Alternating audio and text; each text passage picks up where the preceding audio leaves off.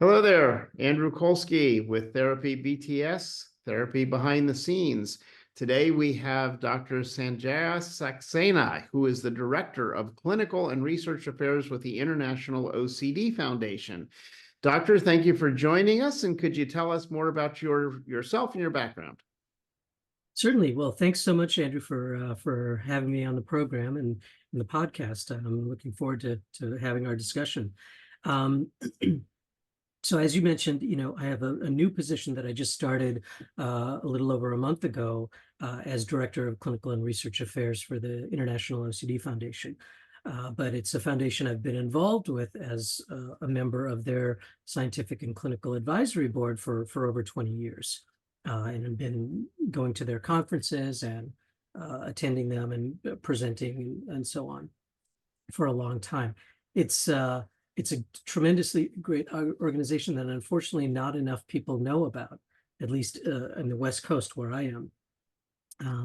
I would highly recommend that any person with OCD or a family member or loved one of somebody with OCD go to their website and obtain their information. And if people want to join and get their newsletter, it's a treasure trove of information and support and advocacy and training. So I'm now going to be part of that in terms of helping coordinate and shape the research grant program, because they do provide research grants to researchers every year. As well as participating in the conference, in improving the quality of the presentations at the conference. Some of them are devoted to training therapists, but a lot of the program, probably 2/3 of the people who attend the conference are people with lived experience of OCD and related disorders and their loved ones and family members. So in that sense, it's pretty unique. It's different than, going to a psychiatry or a neuroscience conference that's all professionals. Right, this is a mixture of clinicians, researchers, and the bulk of it is people with OCD and their families. So it's a nice way for that entire community to kind of get together and teach one another and learn from one another and support one another. I think those are ways that this foundation is really different than any of the other organizations that I've been a part of. Yeah, and I can say to my audience, I go to the annual conferences, and it is not only is it a tremendous amount of information and resources that are available at the conference, but you don't have to be a practitioner. It is for families. It is for those with lived experience. It is for the whole community. And I want to add in as well that I think our conversation today, while we talk about the International OCD Foundation, we also, or the foundation, I should say, also covers hoarding disorder. It also covers body dysmorphia, trichotillomania, all sorts of related disorders. So everybody is welcome. There's info for everybody, and we're going to talk about some of that today. Yeah, I think those are really important points. It's actually a pretty broad area that really impacts a lot of people. So you're obviously a medical doctor, and I'm curious, what led you into the field dealing with OCD and these related disorders? Yeah, it's been a long process, but I started focusing on OCD really during my psychiatry residency training. Now, part of that was because I'd been interested in psychology and neuroscience going back to undergrad, through medical school. I was sort of picking between neurology and psychiatry, and again, focused a lot on clinical neuroscience research. And after completing medical school, I went out to UCLA in Los Angeles for my residency. And part of that was because it was one of the top psychiatry residency programs in the country, but it was also because there were researchers there doing brain imaging research with PET scanning, which at that time was sort of newer and hotter in psychiatric disorders, and in particular OCD and depression. My second year of residency, I got the chance to work on an inpatient ward that also housed the OCD day treatment program. And this was one of the first partial hospitalization programs or intensive treatment programs specifically for OCD and related disorders that was ever created. It was by my mentor, Lou Baxter, who was one of the major pioneers in the 1980s and 90s in brain imaging research, PET scan research in OCD. So as residents working on that ward, we also got to work with the people with OCD who were coming in 9 a.m. to 5 p.m. and getting intensive therapy. We as psychiatry residents were helping manage their medication treatment. But we got to really get exposed to, no pun intended, to the behavioral therapy that they were doing with intensive exposure and response prevention.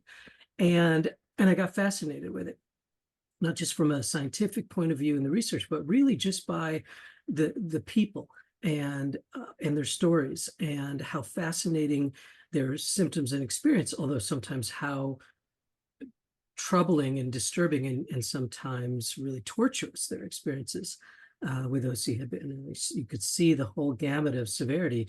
Some of the folks in that program were just debilitated by horrible, horrible OCD, and usually in combination with other major psychiatric disorders like major depression and other anxiety disorders. And so you could see in talking with the folks and getting to know them and sometimes meeting their family members would come in for family meetings, really getting an in-depth view of the disorder, its impact on people, just how interesting it was, to study and work with, and how much better they got with treatment. So it wasn't like we were dealing with folks who had hopelessness, or the clinicians were pessimistic and hopeless about their treatment. These are folks who are getting better because they got the right treatment.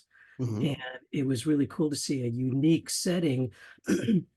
Now, 30 years later, there are lots of different intensive treatment programs all around the country, but at that time there really weren't. There were a couple residential programs, and I think this one was the first intensive program on the West Coast, and probably the first partial hospitalization. And luckily those have spread, but at that point there was very little. So we got people from all over the country coming in, or people coming in from overseas. And so it was a very unique experience for me as a trainee. And then I started doing research, during my residency the very next year with Dr. Baxter, and started really getting involved in brain imaging research in OCD, treatment research in OCD, both medication treatments as well as behavioral therapies. I had a chance to get trained in behavioral therapy as well as psychopharmacology with respect to anxiety disorders and OCD. And then after I completed my residency, I started a research fellowship, and fellowship was focused on brain imaging and psychiatric disorders. So I was continuing to work with Dr. Baxter's group, doing PET scan research on OCD and depression and their treatment, as well as an Alzheimer's disease project. And then after my fellowship, I joined the faculty and took a position as the director of the UCLA OCD research program, and conducted research and also helped coordinate other investigators' research, and continued training people. So I started training residents in our anxiety disorders clinic and beefing up their curriculum, so they really learned a lot more about OCD and related disorders in that clinical setting.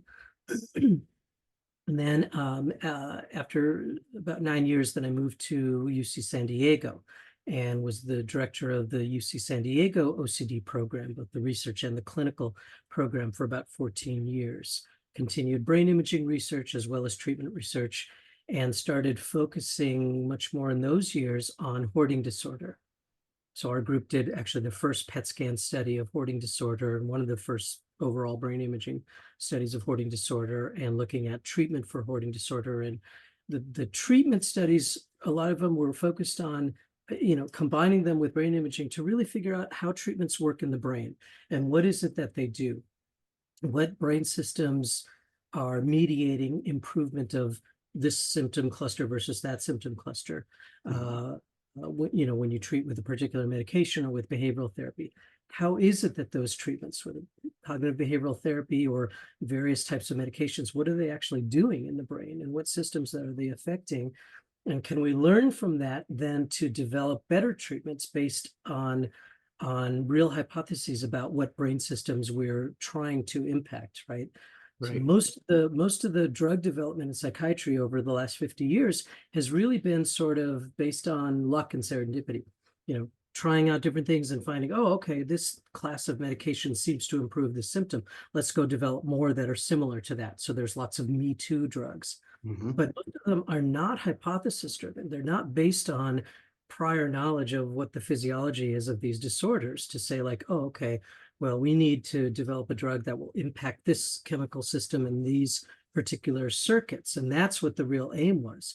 That was part of my aim. And I think the field in general is to be able to understand enough about the neurobiology and the functional neurocircuitry to be able to say, okay, well, this is what's actually going wrong, and these are the patterns of dysfunction in brain function and brain structure. Okay, then let's develop treatments that will hit that and try to improve that to actually really be hypothesis driven. And that's beginning to happen now. So I know you wanted to talk a little bit about medication treatment for OCD and kind of where the field is moving. Hmm. For many, many years, it was stagnant, right? The medication treatment for OCD was about the same in 1995 as it was in 2005 and 2015.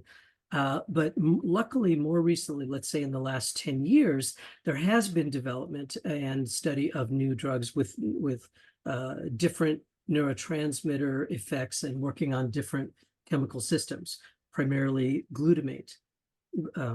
And that is hypothesis driven because it's that work has started because research indicated that there were abnormalities in the glutamate system in people with OCD. There was excessive glutamate release in certain brain systems. And there already existed some medications, and there's some newer ones that have been developed that we know already from previous work affected the glutamate system. So people started to try those out for OCD and see whether they would have an impact. So that was truly, based on whatever we knew about the pathophysiology. And there's been some success. So if we ask, where's the field moving and what new drugs are being tested, and hopefully we'll get like FDA approval over the next 5 to 10 years, they're probably going to be drugs that are glutamate modulators. And those are the ones that are starting to be used still so far just as secondary medications. They haven't seemed, at least most of them haven't seemed to pan out as primary meds, but some are looking more promising. Hmm. That's one area of development. And another area of development that's received lots of attention and press coverage is psychedelics all across psychiatry, right? PTSD and depression and anxiety disorders and OCD. Researchers are trying out different psychedelic medications like psilocybin, MDMA, even LSD, to see whether they will be effective for these various disorders. And the initial studies in depression and PTSD look really promising. Hmm. And so there are currently a couple studies, in one in the US and I think one overseas, that are testing psilocybin. Wow. And they'll have results probably within the next year or two to really do more formal trials and see whether these actually work and in what populations they might work, and also what the side effects and problems might be with those drugs, because they're certainly not without problems. Right. So Well, it's a more exciting time in development, I think, in treatment development in OCD than it really has been, I think, in 30 years. yeah, and I know that there's a lot of curiosity out there amongst those with OCD about these things, and I want to throw out a couple of things because I think the answer might apply to all of them together. So let me throw them out all together. Some of the things that I get questions on a lot today is, what impact, if any, does marijuana have? What impact, if any, does ketamine have? What impact, if any, does, you name the today street drugs in a way, because they're not being prescribed for this. Can you give us some insight on that? Like someone who hears, my friend told me that if I take this thing that I get from the guy on the corner, it's going to help me. Fill us in on what's going on there. Yeah, and there have been reports about marijuana or THC's effect on OCD for a long time, because there were people with OCD who would report that if they use marijuana, they would get a temporary relief of their OCD. Unfortunately, most of that relief is temporary. And so far in this kind of surveys and then informal studies, there hasn't been any lasting effect. And sometimes, so it's a lot like alcohol for anxiety disorders, right? Temporarily, alcohol will decrease your anxiety. Mhm. 3, 4 hours, let's say. But the next day, your anxiety may be worse. And if you continue to use it day after day, you build up a tolerance, you build up dependence, and you lose the effect. And in fact, then there can be rebound effects where now people who are using alcohol every day now have higher anxiety levels. It's the same thing with marijuana. Now there's much more, since legalization over the last several years in various states all around the country, there are much larger population of people using marijuana recreationally and some on a daily basis. And the marijuana that's available now is way more potent than it was 20 or 30 years ago. In some cases, like 20 times more potent. And so what the studies are showing is that there's a pretty negative effect on mood disorders, anxiety disorders, psychotic disorders. The risks are high, and especially in young people. Mhm. So marijuana, unfortunately, has clear-cut negative effects on brain development in adolescents. And it increases their risk for development of other disorders or worsens pre-existing disorders in the long run. So yeah, some people get the temporary relief and they're calmed for a few hours, but if they use it on a regular basis, they get worse in general. There are studies of CBD, which is the less psychoactive component of all the different chemicals that are contained in marijuana. And there are some suggestion that CBD may help with anxiety symptoms without having anywhere near the negative effects. So I know that there are a number of different centers all around the country and around the world that are testing CBD extracts or oils or concentrations of CBD for a variety of different things. And I think it's still too early to know how effective CBD is going to be, what doses are going to be helpful, what the negative effects are. The studies look at purified compounds. Most CBD that's available, like on the market, in dispensaries or over the internet and things like that, is not pure CBD. There's actually a lot of THC in what they may market it as, quote, pure CBD, but most of the time it includes THC. Hmm. And a fair number of people with OCD, instead of getting the calming effect, they get panicked. I know folks with OCD or other anxiety disorders who've had paranoia or even hallucinations with pot, again, because it's so much more potent. Not with CBD so much, but certainly with regular marijuana or edibles. Mhm. And people who've had panic attacks with it. So while the general idea is that most of the time it calms people down, it doesn't always. And there's a fair number of people who do get panic symptoms or psychotic symptoms from it. As I said, lots of interest in psychedelics. There again, taking mushrooms recreationally or getting street drug doses of psilocybin and LSD, it's pretty dangerous because you don't know exactly what you're getting. There's lots of other stuff mixed up in there. And the research is so preliminary that we still don't know what even the short-term effects are, much less the long-term effects. Right. And defining like for whom it might be dangerous and for whom it might be really helpful. Right. So we're filming this in January of 2024. Today, as we sit here, what are the best evidence-based, proven treatments for someone with OCD? Yeah, great question. And I think, for us who work in this field, these answers are obvious and we're disseminating them. But for a lot of people out in the community, including clinicians, much less just people with OCD and related disorders in their families, they may not know about this. So there are two basic forms of treatment that have been proven effective for OCD going on 40 years. Number one, a particular type of cognitive behavioral therapy that involves a technique called exposure and response prevention. Mm-hmm. That is the gold standard psychotherapy for OCD. Other related forms of CBT may be good as adjuncts, but they're not a substitute for exposure and response prevention. So it's the behavioral part that involves the exposures to feared stimuli or to feared consequences along with controlling and learning how to resist doing compulsions, that's really active. Many people also need additional therapies or adjuncts to that, but so far, only ERP or exposure and response prevention has been necessary and sufficient. And then the other major form of treatment that works is medication treatment. The only class of medications that have been found to be effective as a frontline treatments for OCD are the selective serotonin reuptake inhibitors. Or I should say, not only the selective ones, but the non-selective ones as well. So strong serotonin reuptake inhibitors. And those include the very, these are all very commonly used medications. They're effective for many people with major depression. They're effective for lots of anxiety disorders. But in order to be effective for OCD, they have to be given at higher doses, sometimes 2 to 3 times what the average depression dose might be, or the average general anxiety dose might be, and for a longer duration.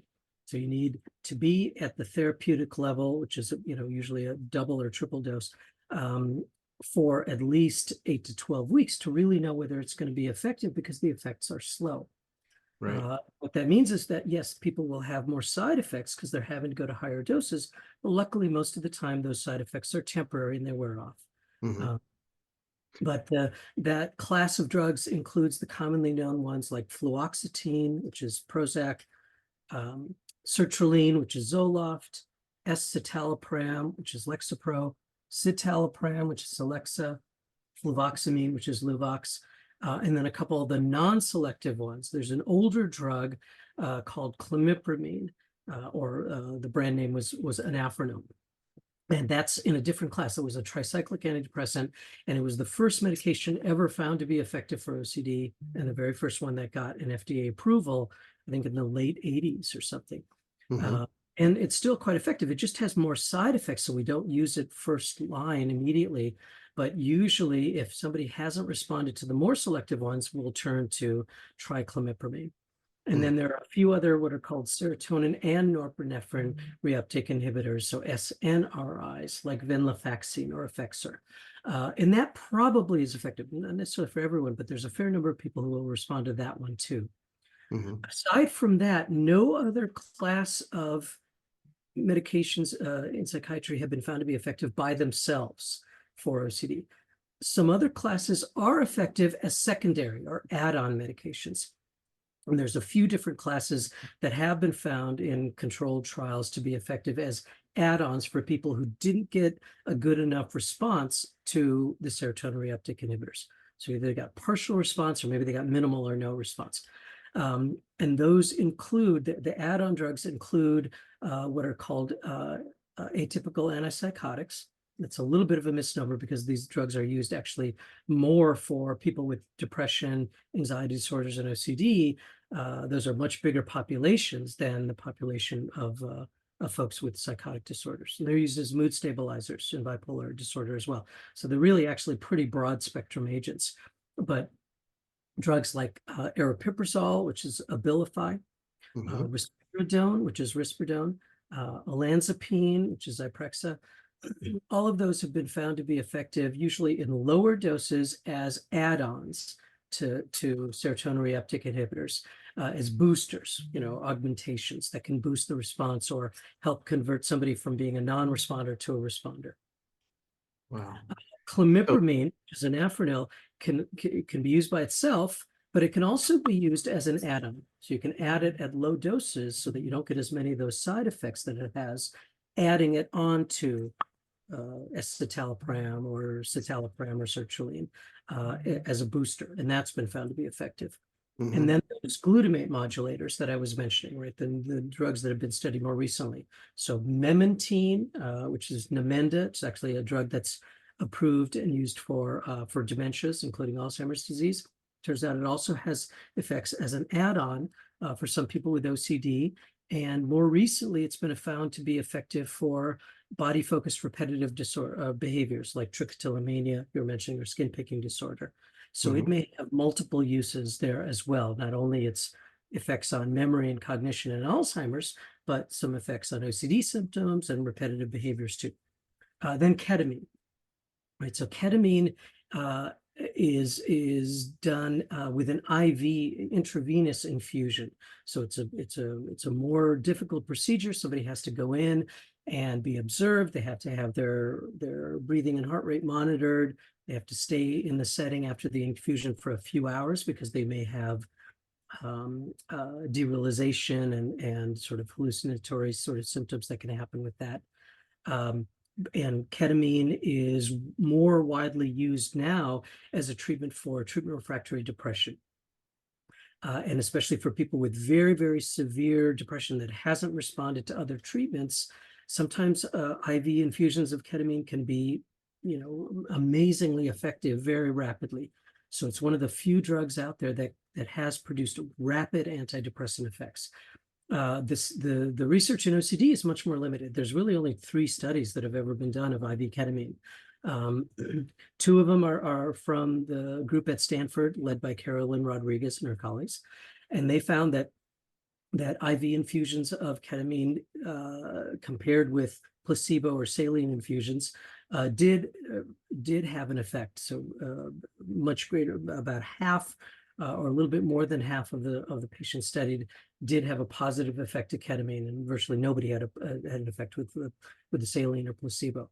And those effects seem to last about 4 to 7 days after each infusion. So they build over they start relatively quickly. People will notice an improvement starting within the first half hour to an hour, and it usually peaks around a day, and then it starts wearing off, and it's pretty much gone by day 5, 6, or 7. And so now what people are studying are repeated infusions, maybe every week or every 5 days, and that's kind of what they're doing in depression. So those first 2 controlled studies in OCD look pretty good. There is an add-on study where they took patients who were refractory to SRI medications, and this was an older study done at Yale, and then added on ketamine infusions. And unfortunately, that one was not positive. There was no separation from placebo. Right. So there's still a lot more to learn. I think we're a long ways away from getting any sort of FDA approval for ketamine with OCD. They're closer to that with depression because now ketamine has been studied for depression for 10, 12 or more, 15 years for bipolar depression and unipolar depression both, and it's been found to be pretty effective in pretty big populations, and again, very rapidly. So, and it has even a selective or specific effect on suicidal thoughts and suicidal behavior. So for that reason, it's a good go-to for people who are very, very severely depressed and haven't responded, who otherwise would need something like ECT. With OCD, there's usually not that degree of severity, but sometimes there is. And the jury's still out as to whether it'll turn out to be as useful and as effective in OCD as it has been for depression. But we'll find out. So and then that work has led to people studying oral forms. So S-ketamine, which is an intranasal form, and then drug development. Different pharmaceutical companies are trying to develop oral medications that have similar mechanisms of action to IV ketamine. IV ketamine is a glutamate receptor blocker. Memantine is also a glutamate receptor blocker. And then there's a new one called trirelizole or trigrelizole that is going through phase 3 drug development trials. Their initial results were kind of plus minus. It didn't separate from placebo, but they're doing it in a broader spectrum of people with OCD now, and they've got multiple sites around the world. So we'll know probably within a couple of years what the more definitive answer is on that particular one. And that's a slightly different mechanism. It's a glutamate modulator. It releases glutamate in areas of the brain that don't have enough, and it actually modulates or diminishes glutamate in areas of the brain that are excessive. So it has a more complex effect. And those drugs have been useful for things like Lou Gehrig syndrome, ALS, amyotrophic lateral sclerosis. So they're on the market for other disorders, but now we're trying them out for OCD to see whether they work. So that area of research is going to burgeon. It already is burgeoning over the last 5 to 10 years, and it'll continue to grow. And I'm hopeful that we will find some glutamate-related drugs that will actually be, effective for a substantial number of people with OCD, either as add-on drugs, boosters, or even as single therapies. I mean, it's fantastic that there's so much research going on and so many possibilities. I do want to ask one question for clarification, and then I want to ask your comments on something else. So let me first question for clarification. We've talked about a lot of different treatments and things for OCD. Is OCD something that you cure, or is OCD something that you manage? How do you describe OCD? Yeah, for most people, OCD is a chronic condition that has to be managed. And it can wax and wane. People can have good years and bad years. And we certainly shoot for getting it into remission, meaning getting the symptoms so much improved that they're minimal, they're not really causing much distress, they're not really impairing somebody's life. But it's tough for people even to get to that point where their symptoms are in remission. Most people, unfortunately, even with good combinations of high quality cognitive behavioral therapy and good quality medication treatment, still, unfortunately, the state of the art of treatment is not to the point where we can say, oh yeah, well, we'll wipe out symptoms for most people, or we'll get everybody, 80 or 90% symptom reduction better. Right. That goal still is out of reach just yet. So we don't have cures for OCD. We have treatments that can be highly effective, but oftentimes there's work to be done over a period of time, and sometimes combining different kinds of treatments to really get stronger effects. Because let's say just serotonin reuptake inhibitor medication by itself, about half of people with OCD will respond to any given trial. If you do multiple trials, number one didn't work, so you switch to drug number two. If that didn't work, you switch to drug number three. If you do serial trials, you can get that response rate up to maybe 60% or so.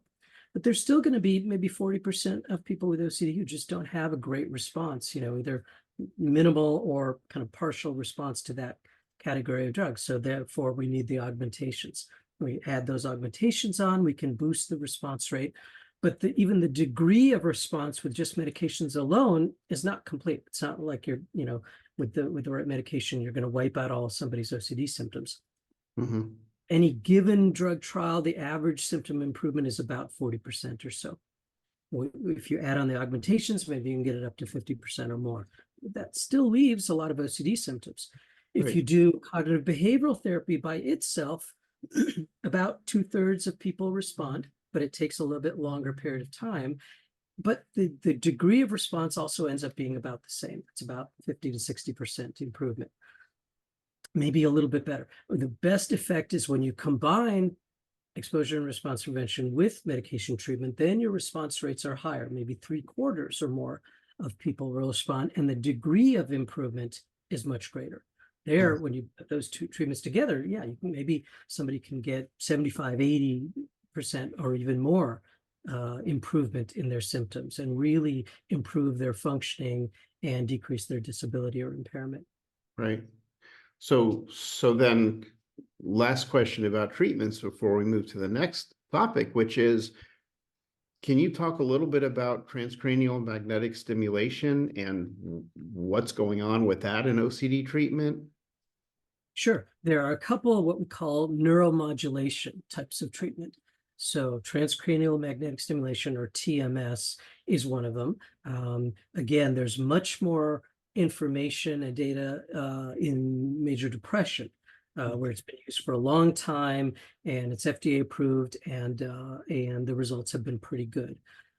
As compared to OCD, where there's less data, it looks okay and somewhat good, but in some patients, but not overall as broadly effective as it is in depression. So transcranial magnetic stimulation was developed kind of as an alternative to ECT. ECT, you actually have to deliver an electrical current to the brain. You get seizure activity in the brain. The rest of the body is paralyzed with an anesthetic, so that you don't have to worry about a body seizure, but there is seizure activity in the brain, and that's part of the way that it works, because it resets and recalibrates some of the neurocircuitry. And that's been known for 60, 70 years to be effective for depression, and it's been further and further refined. Our TMS doesn't involve any electrical current. You don't need to have any anesthesia. People don't need to be asleep. They don't need to have muscle paralysis. There's no actual seizure that's being produced at all. Instead, you are sending magnetic impulses to the brain to impact either particular areas of the cortex or pathways, white matter pathways. And even though it's called stimulation, transcranial magnetic stimulation, because you are sending a pulse and that's having an effect, the effect usually is to actually decrease activity in particular areas and along particular pathways. And then it has other effects on increasing activity in different areas. So it's more complex. And the sites of stimulation are different for different conditions. So there's particular areas of the prefrontal cortex on either side lateral that are effective for stimulation for depression. The sites for OCD are somewhat different. We're trying to reach deeper structures that are involved in the physiology of OCD. There is one device called the BrainsWay device that is what's called deep TMS, meaning it has a coil and the mechanism that sends the magnetic pulse and affects deeper structures of the brain that are involved in OCD. And that one has, I think, FDA approval for compassionate use or experimental use for OCD. So it is being used on a clinical basis out there. So that modulatory treatment and the other ones are kind of reserved for people who haven't responded well to medications or behavioral therapy. So the vast majority of people will respond to some extent, and usually a good extent, to medications and the behavioral therapy. Not that many people then need to go to a treatment like TMS. The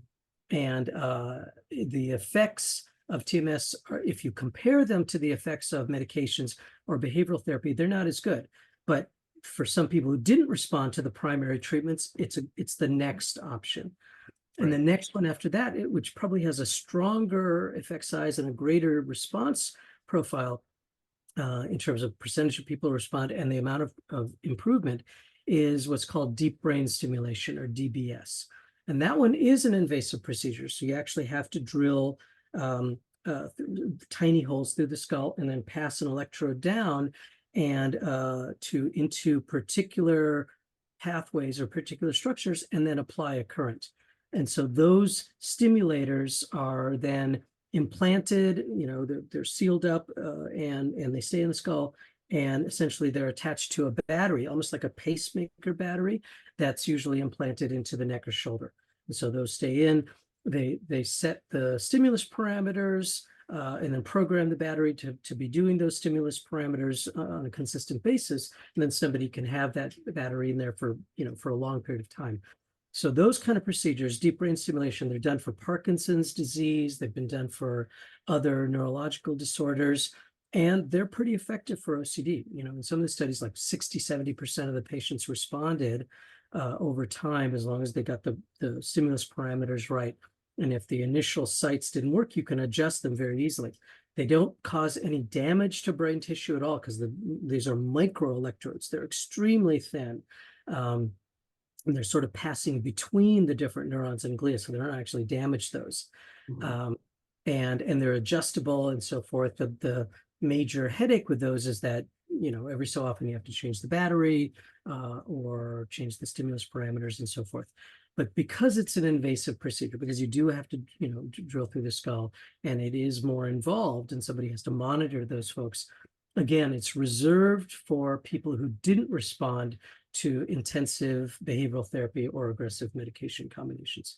Right. And then probably the most aggressive one, or the most invasive one, are actual surgical procedures, where rather than just passing an electrode and stimulating an area, you're actually producing a lesion, right? So usually these are the same procedure with drilling and then putting an electrode lead down, but now you're actually applying heat or electrical current to actually produce a lesion in the tissue, a lesion that actually grows over the course of several months to really permanently interrupt a pathway or permanently reduce functioning in some brain structure.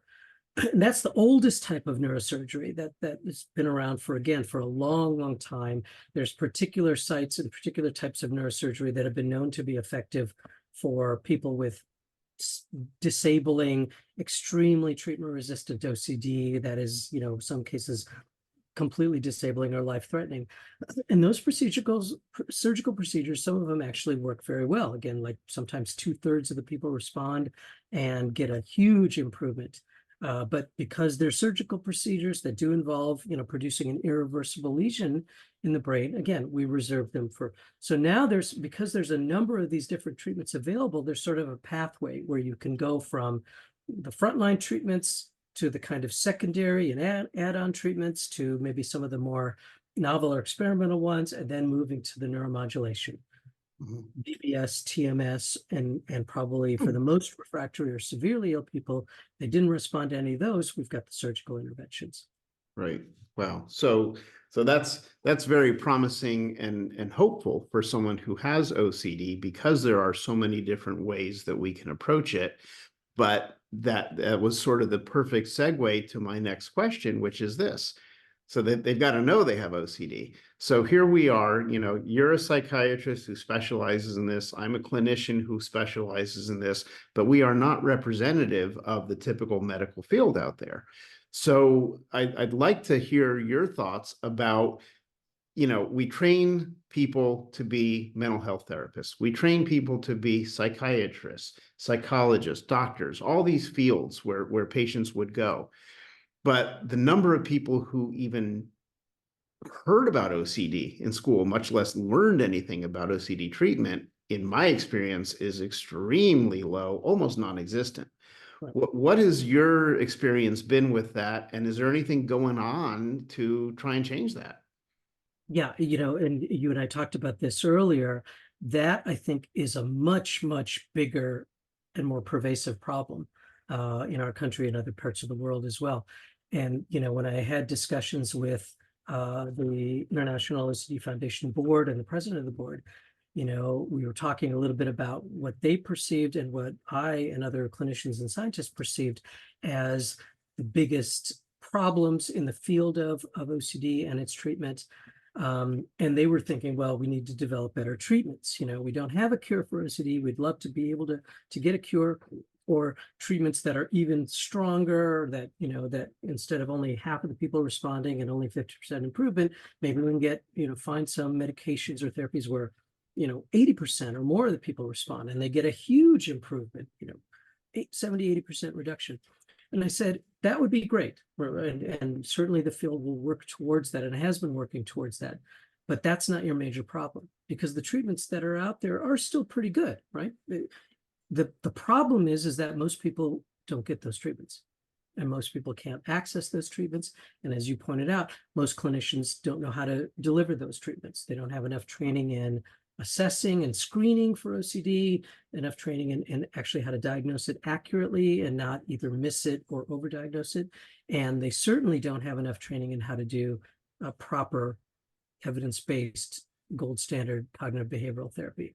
And that's what I told him. I said, if your goal is to try to reach the broadest population of people with OCD and related disorders in the country or around the world, your biggest problem is not that your existing treatments aren't good enough. Your existing problem is that the vast majority of people don't even get those treatments, right? So it's dissemination and getting those treatments out there and getting people access to care and breaking down the barriers to access to care. That's a much broader, bigger problem that affects millions of people, right? It's true for mental health in general, but it's particularly true for this area because, the training programs, as we've talked about, just don't cover OCD and related disorders anywhere near well enough. Some of them don't even cover the bigger category of anxiety disorders, and anxiety disorders are the biggest category of mental illnesses anywhere. They affect, at some point, 25% of the population at some point in their lives. Mm-hmm. OCD, affects 2 to 3% of the population, but then if you add in those related disorders, like hoarding disorders, probably double that, 4 or 5% of the population. Body dysmorphic disorder, at least 1, maybe 1.5%. Trichotillomania, skin picking, and so on. Then we're getting, 6, 7, 8% of the population. That's many million people in the United States, right? 10, 12, 15 million. And in the vast majority of those people, either don't get referred or can't find a clinician who actually knows how to treat those conditions. And yet they're not covered in many training programs. I think, as you and I were talking about, psychiatry training residency programs certainly require people to learn about OCD. It'll be on their board exams. They have to know, what medications work, and they have to know a little bit about, to be able to list and name what therapies work, but they don't necessarily train psychiatrists very often to do the behavioral therapy. It's only those few programs that have kind of specialty clinics and behavioral therapy training programs that will actually train those psychiatrists. Most psychiatrists have to learn cognitive therapy to some extent, or that's required to graduate their residencies, but they're not necessarily required to learn more focused behavioral therapy for OCD. Mm-hmm. Clinical psychology programs, same thing. They have to learn how to do CBT in general, but unfortunately, not all the programs really train people well in exposure-based therapy, and specifically for OCD. And then once we get to the master's level programs, like you and I talked about, the clinical social work programs, the marriage and family therapy programs, the licensed professional counselor programs, forget it. They get, as you said, virtually no exposure to OCD other than, oh yeah, it exists and these are the treatments that work if you list those in the textbook. But they don't get trained how to assess it, diagnose it, treat it at all. So there's this huge mismatch between the millions of people who have these disorders and how severe they are and how much of an impact they have on people's lives, and the ability of the existing pool of clinicians to actually treat them properly. Mm-hmm.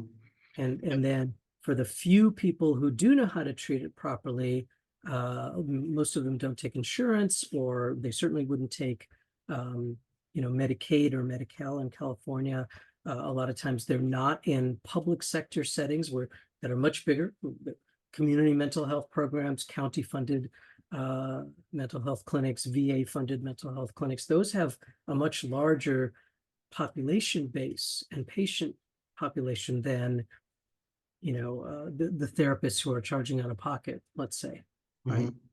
So Yeah. we're not reaching those people, and so to me, that's a much bigger public health problem, is that there are too many people out there who have these disorders who are not getting properly diagnosed. They're not getting detected even sometimes by their clinicians. They're not getting referred.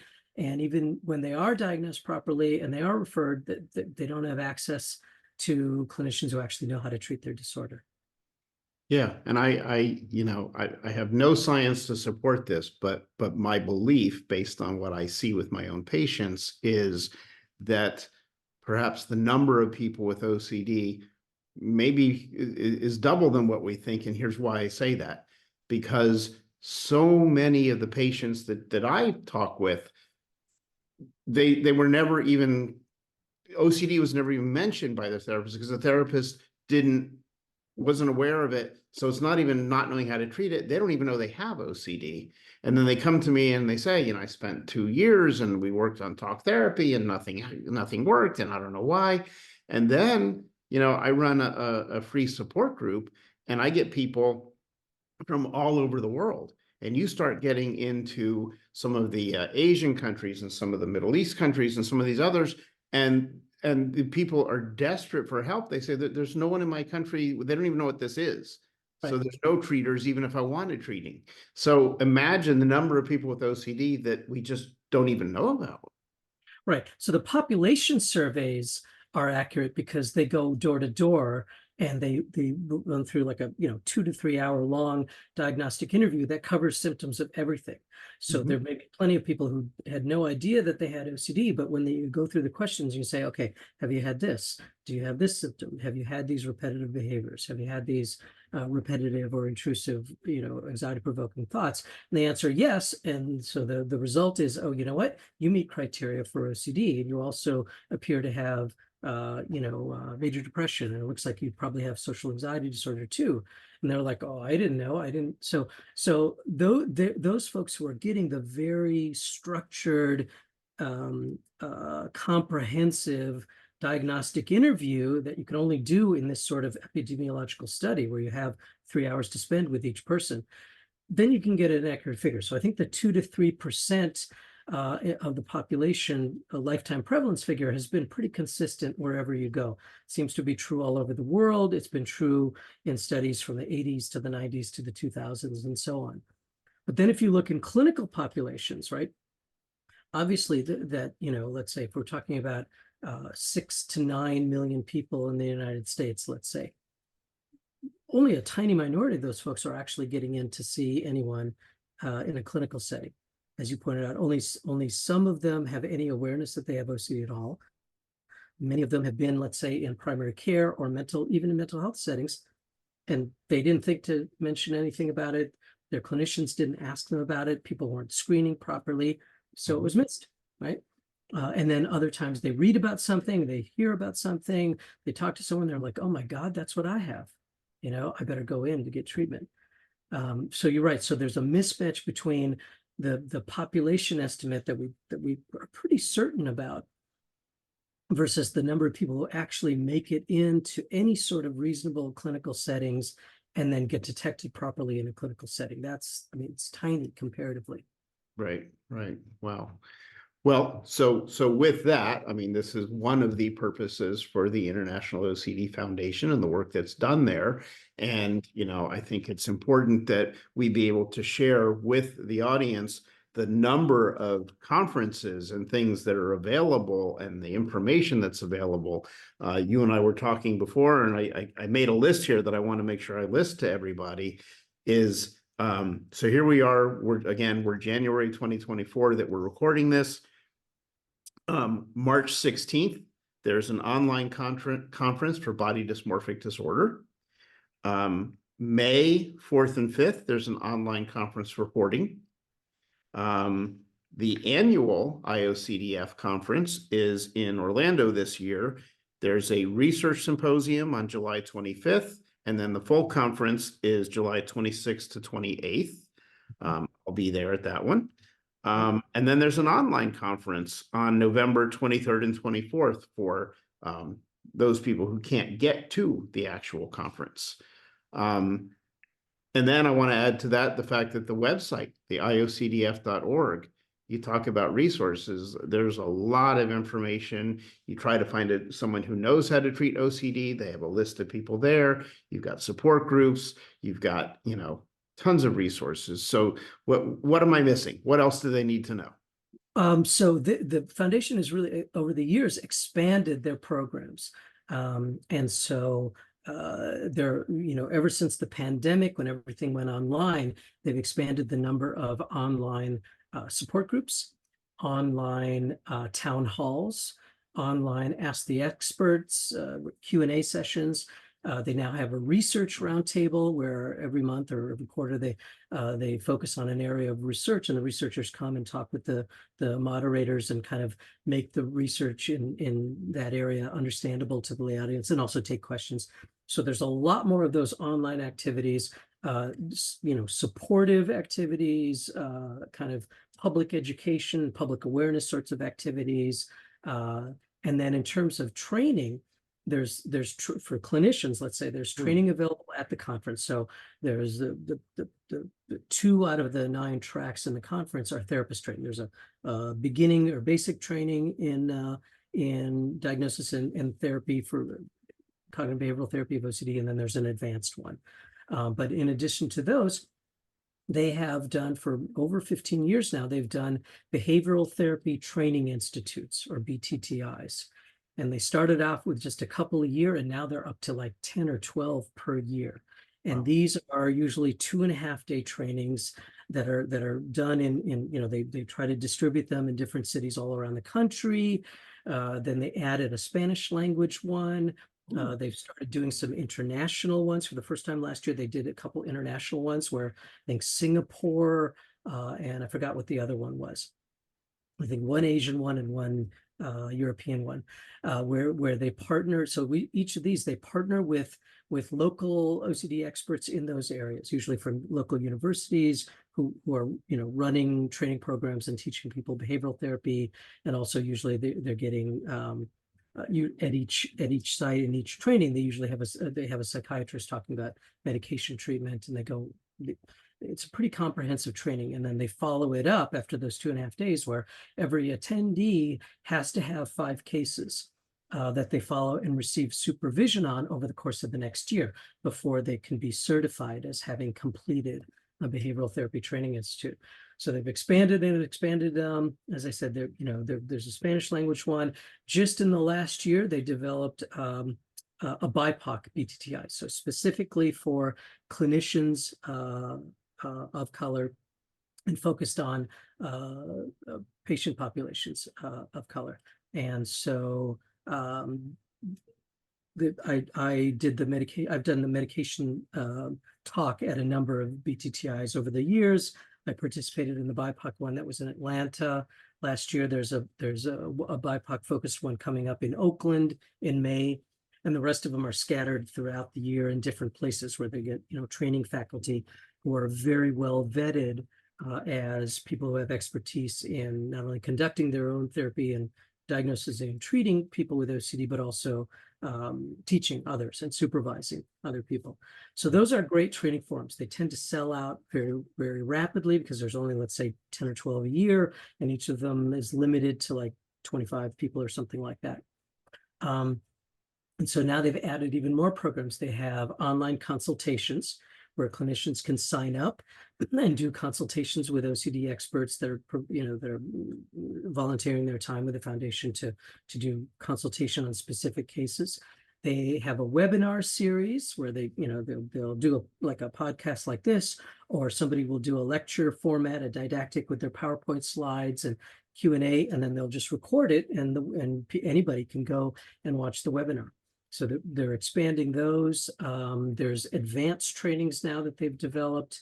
And one thing they're working on that gets to that problem that you and I were talking about, which is training program curricula. Mm-hmm. That's been a barrier. I mean, the folks involved in training and the folks involved in the foundation have been aware of this problem for decades. But trying to break through and influence the curricula of training programs is really tough because those are shaped by their accrediting bodies like the American Psychological Association.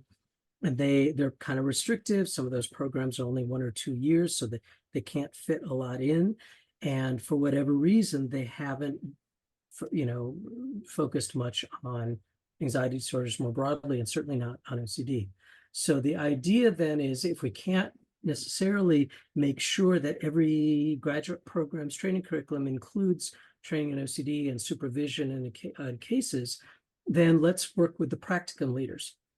So actually, I just spoke with the Alec Pollard, who's a psychologist who's been the head of the Foundation's Behavioral Therapy Training Committee for 10, 15 years, who started all these BTTIs and runs them and coordinates them, but has been working on trying to get more and more practica out there. So, any social work grad students, clinical psychology grad student, MFT grad student, they all have to go and do practicum or internships at particular sites where they are seeing training, doing therapy with their clients and patients and getting supervision. And so the goal is to expand the number of those practica that focus on OCD and anxiety disorders. So people actually really get trained in a comprehensive way with good supervision over the course of a year, or even 6 months at a minimum, how to do this behavioral therapy. So I think that's one of the future programs that hasn't been implemented yet, but I think it will be over the next couple of years. Because there's a huge training gap, like we talked about. Yeah. No, that's wonderful. It's great to hear all the things that are going on. It's great to hear all the treatments and things that are available and that are being researched and that potentially are coming online.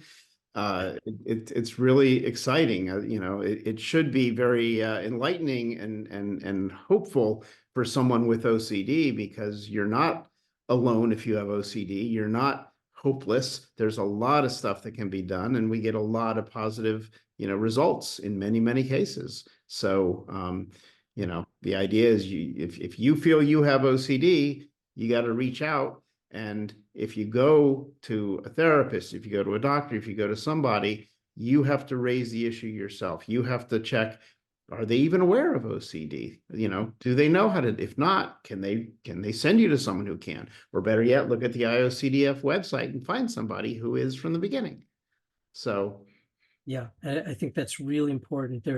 There's so many resources out there, and yet too few people have had access to them or are aware of them or been able to connect to them. And so that's part of what the goal is over time. I mean, I think there's multiple goals and different levels. There's trying to get people access to proper treatment. There's trying to train people to be able to do the treatment, whether it's and to be able to recognize and diagnose it properly and treat it properly or refer. And then there's all the rest of the resources, education for specifically for parents and families and loved ones, education for schools, and so that school psychologists or teachers can learn about OCD, because half the time it presents in kids, and the school may be the place where it gets picked up, even if the kid or the parents don't really know anything about it. So there's efforts that are kind of filtering out to lots of different areas to try to bridge this gap. mhm. And I really encourage people to go onto the website, and if they can, to attend the conferences or the support groups in their local area. There are support groups in all major cities, and for people who can't access those, there's the online ones. Yeah, yeah. And as I think you're right, that people learning that they're not crazy, that they're not alone, that in fact there are literally several million people just in the United States who have this disorder, and many more millions of people around the world. And understanding that the community is actually really supportive, and the foundation and there's local affiliates the foundation has in many cities. I think you're probably involved with the DC area one or Virginia area one. I'm involved in the Southern California one.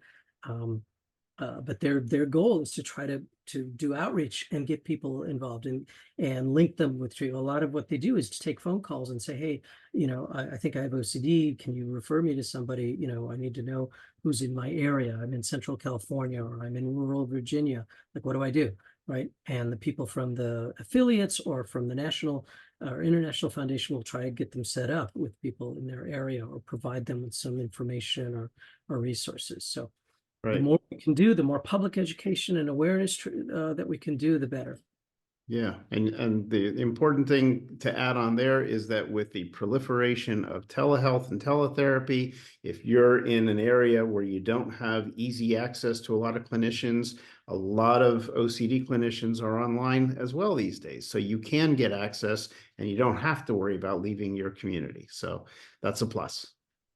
Yeah, I think you're right. That's actually a really important point, is that was such a major barrier, and it really did change. It was maybe the only good thing that came out of the pandemic was the massive expansion of telehealth, telemedicine in general, and particularly telemental health.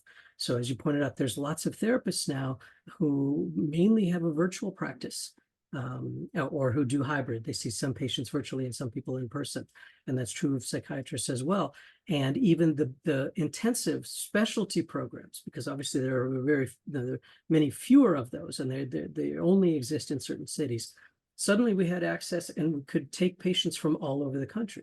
So when I was working at Rogers Behavioral Health a few years ago, we shifted all the treatment, including the intensive treatment, 5 days a week, multiple hours a day, to virtual. We had to, right? Mhm. But that also opened it up so we could take people from all over the state. And then during the main part of the pandemic, there were partnerships between states, so that Arizona and Nevada had a partnership with California so that they would allow California licensed clinicians to be able to treat patients who lived in Arizona and Nevada. So they could actually attend virtually our intensive treatment program 3 hours a day or 6 hours a day. And they'd be doing behavioral therapy in their home, and the therapist would be watching them on the screen and giving them tips and then monitoring their progress. And, for some people, it actually worked out really well, because basing the treatment in their home, like for hoarding disorder, or for people who have contamination concerns that really revolve around their room and their bathroom and their shower and stuff, Mhm. it actually worked out pretty well. We ended up, even when people came back in person, they still kept a cohort of folks who needed to do it online. either because they live too far away. So you eliminate those transportation problems and parking problems and all those things. And it allows for flexibility in terms of doing treatment in somebody's home and then other times in the session. Right. And one last piece that's another piece of good news in terms of access to care. I don't know if you're familiar or not, but the counseling compact for licensed professional counselors, supposedly by mid this year, 38 or maybe more now states have agreed that if you're licensed in one, you can more easily practice in one of the others. So that opens up even more access. Then the problem becomes scheduling. You know, my schedule is full, and most everyone I know is, but at least the access is there. Right. But the demand is so great. I mean, at every level, right? The demand for clinicians who have some degree of expertise and training in OCD, because there's so few of them, they're all packed like yourself, and people are booking out a long ways. So then the demand for training is huge, right? Every time the foundation sets up one of these BTTIs and advertises it in a particular city, they sell out rapidly, right? They'll get 25 or 50 people or whatever their maximum is within a few days, because there's such a thirst. Whenever, we do community talks or grand rounds at different hospitals and universities, there's this huge thirst for knowledge and training. A lot of other trainings, private clinicians who do trainings and workshops, they get filled up too. And there's a lot of them. The Anxiety and Depression Association of America, they're another good organization, and many of their members do their own workshops and trainings in behavioral therapy or other therapies, novel therapies for OCD as well. Right. So there's clearly a hunger out there for knowledge and training and treatment and access. Yeah. Wonderful. Well, Doctor, you've given us a tremendous amount of your time, and the information is invaluable. So I really appreciate you taking the time out of your day to share all of this with my audience. I hope people are able to take away from this so much of the information and use it for their own benefit, so they can, not be so concerned and worried about OCD, but actually, get the help that they need and get better. That's our ultimate goal. So yeah. I mean, that gets to, kind of a take-home message is that help is out there and the treatments really do work, and most people will respond. The question is just is accessing that treatment and getting to it.